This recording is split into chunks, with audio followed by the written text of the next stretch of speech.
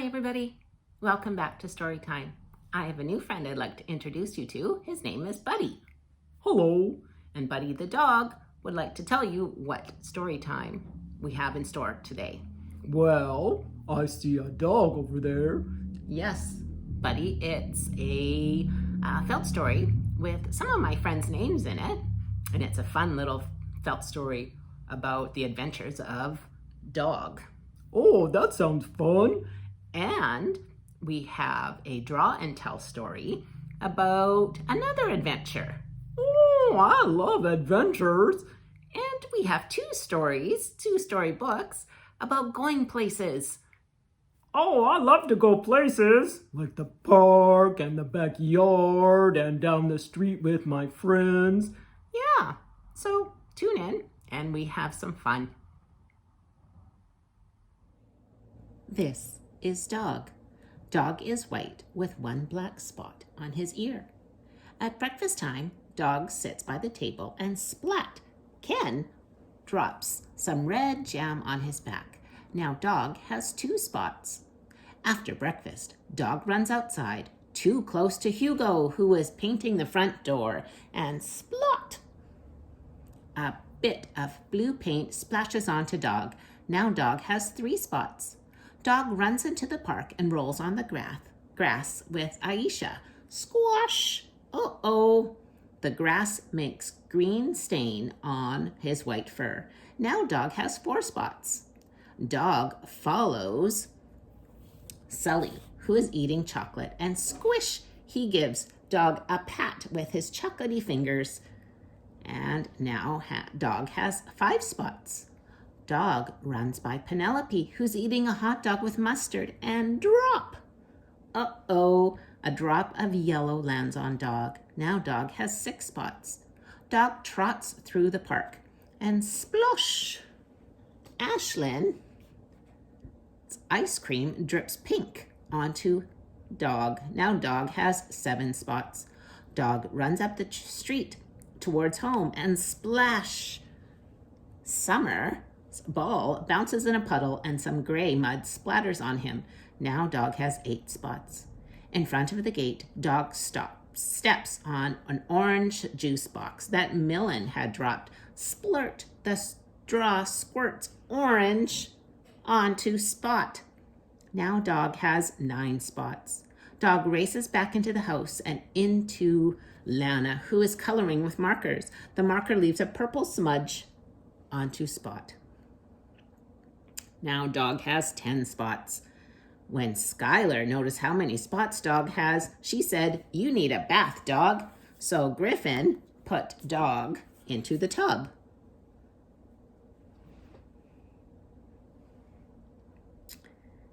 And Richter adds the soap to the tub and starts to wash off Dog. Wash, wash, wash. Now Dog is all clean. And now he only has his one black spot on his ear. Now here is the draw and tell story. When I was little, my favorite place was the park. We would go across the street, past the round rock. Oh, there's the round rock. Then sometimes down the hill and past the pond. There's the pond with the water. Then we would run straight past the big hole. Oh, be careful of the big hole. Oh, but my legs were getting so tired. But we were almost there. When we got there, my favorite place to be was the slide. Wee-wee. Oh, but I never went alone. I was always with my dog. Do you see the dog? There's his eye. There's his ears. And there's his mouth. Did you like those stories, Buddy? Oh, yes, I did. Two dog stories and two dogs that went places. Yes. So, Now we have 2 storybooks about going places. Let's find out. Our first story is called Going Places by Peter and Paul Reynolds.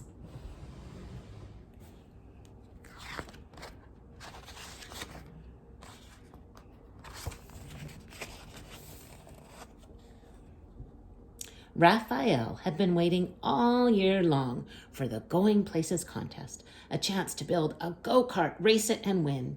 When their teacher announced who would like the first kit, Raphael's hand shot up.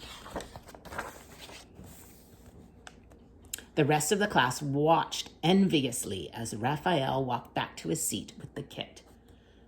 Miss Chanda assured them, "Don't worry, you'll all be getting one." And they were all exactly alike.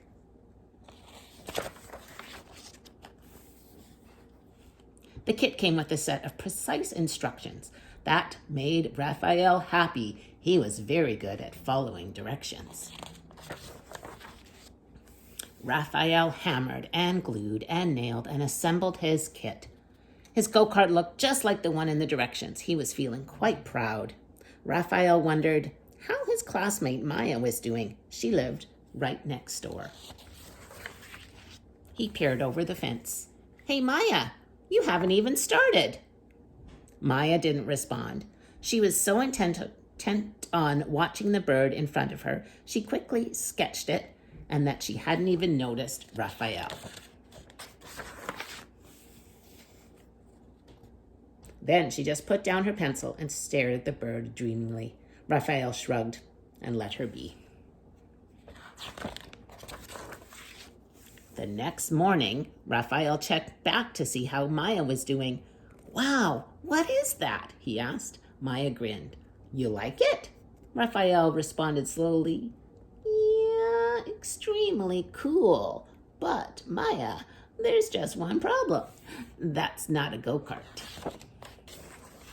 Maya smiled. "Who said it had to be a go-kart?" Raphael was confused. The set of instructions inside the box were for a go-kart. But then again, it didn't say it had to be a go-kart. He looked again at Maya's contraption. After a moment, he grinned.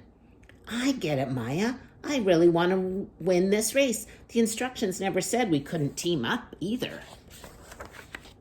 And so they did, working late into the evening. The next day, everyone gathered for the big race. Each go-kart was a perfect replica of the other. Except one. One of the kids laughed. "Looks like you'll have trouble with the Going Places instructions. You're going places, all right. You're going to lose." Maya and Raphael didn't even have time to respond because the announcer's big, boomy voice called out, "Attention racers, start your engines. 4, 3, 2, 1. And the buzzer sounded, and they're off.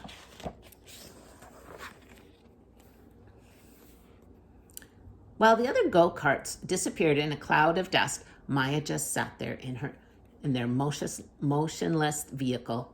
Raphael shouted over the roar of the engines and cheering crowds, "Maya, what are we waiting for?" "No worries, Raphael," Maya answered. "Flaps down, throttle up." And now they took off into the air. The other contestants looked up in amazement. Maya and Raphael hovered and then sped past them all. Before long, Maya and Raphael coasted across the finish line to the cheers of the waiting crowd.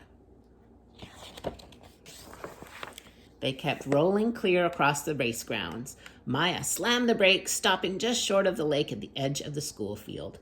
Raphael noticed a startled frog leap from a lily pad and dive into the water. He raised his eyebrows and looked at Maya, and she smiled. "Raphael, are you thinking what I'm thinking?" Raphael just nodded.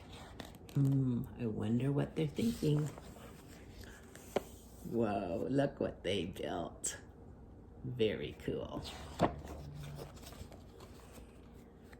Going places.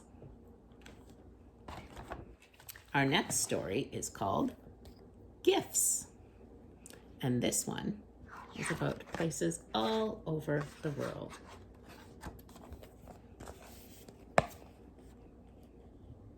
My grandma went a-traveling and said, "What would you have me bring?" "Not much," said I, "just a piece of the sky and 100 songs I can sing."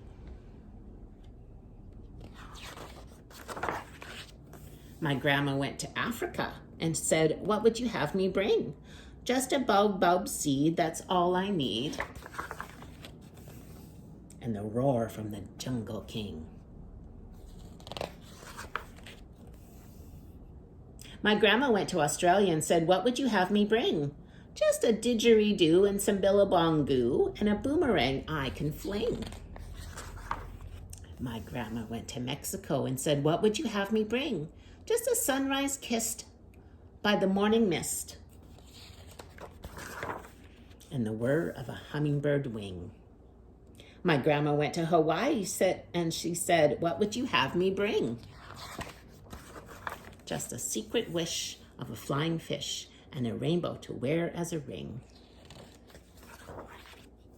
My grandma went to the Arctic and said, "What would you have me bring?" "Just a long white hair from a polar bear and the iceberg on a string." My grandma went to India and said, "What would you have me bring?" "Just something nice like curry and rice and a sitar's twang and zing."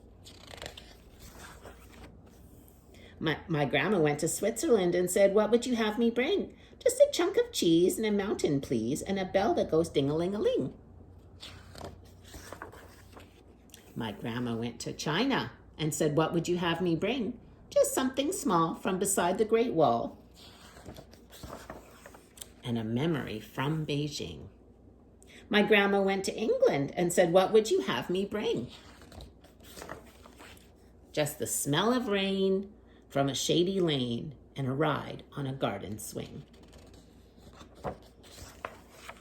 My gran had such wonderful time that now we're going to go to, and everything she gave to me, I'm going to give to you.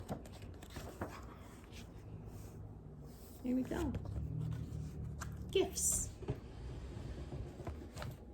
Well, that is the end of our story time. I hope you enjoyed all those different stories about going places. I sure did. I hope you had fun too. See you next time. Bye-bye.